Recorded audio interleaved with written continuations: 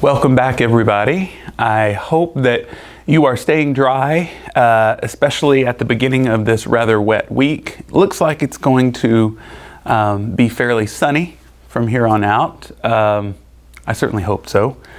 I did see some sun on the forecast, so I'll leave it at that. I'm hoping to get some sun and dry a few things up, but I did not get to see many of you this last weekend because I was at the Tri-Regional Council gathering in Port Elgin. Now, for me, this was a first.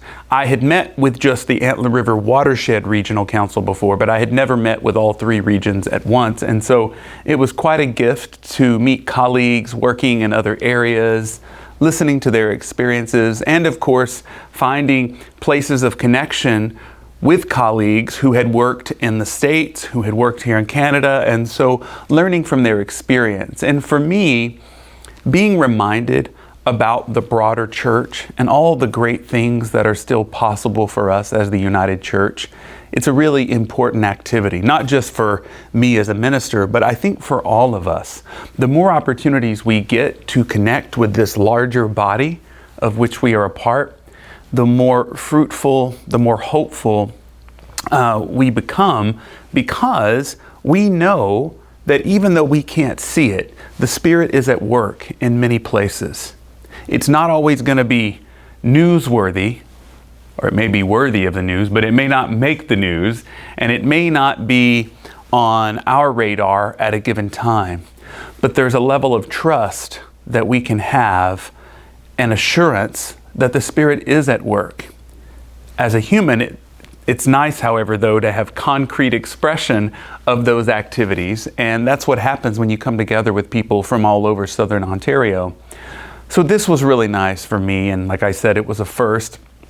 I was also honored to lay hands on our shared youth and young adults minister, Marilyn Arthur, because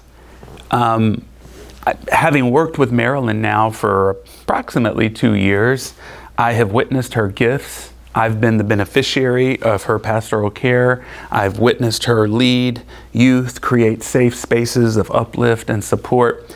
And it was a real joy and an honor to get to participate in celebrating her transition into full commission ministry in the United Church of Canada. So that was a joy. And I also, fortunately on Sunday, got to tune in, thanks to our live stream capability, to the lovely performance that our young people put on.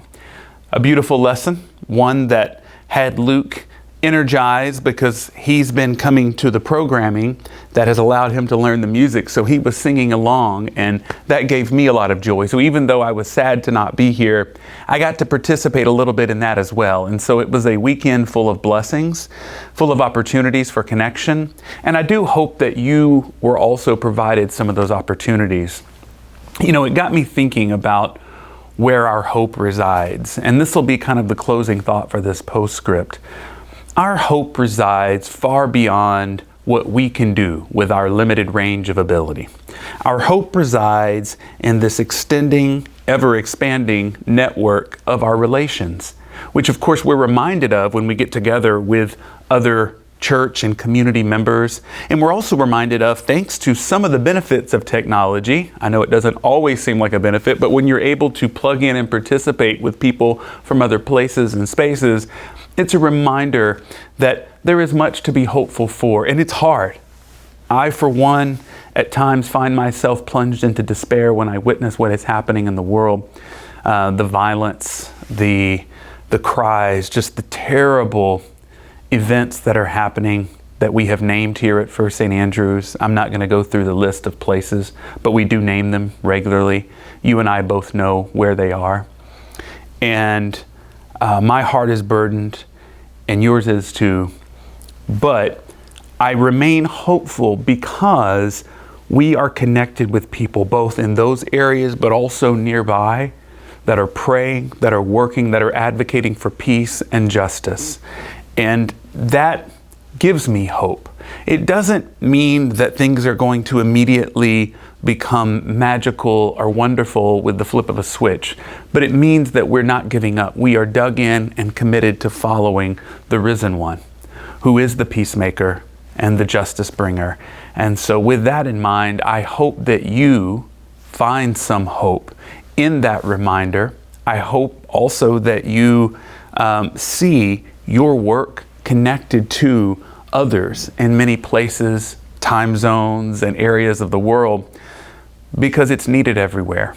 And we are a drop in that beautiful pond that is the global community. A homeopathic drop, but a drop nevertheless. So let yourself be assured that it counts, that what you do here matters, and that it's connected to what others are doing everywhere. Thanks for joining me today. I look forward to seeing you next week.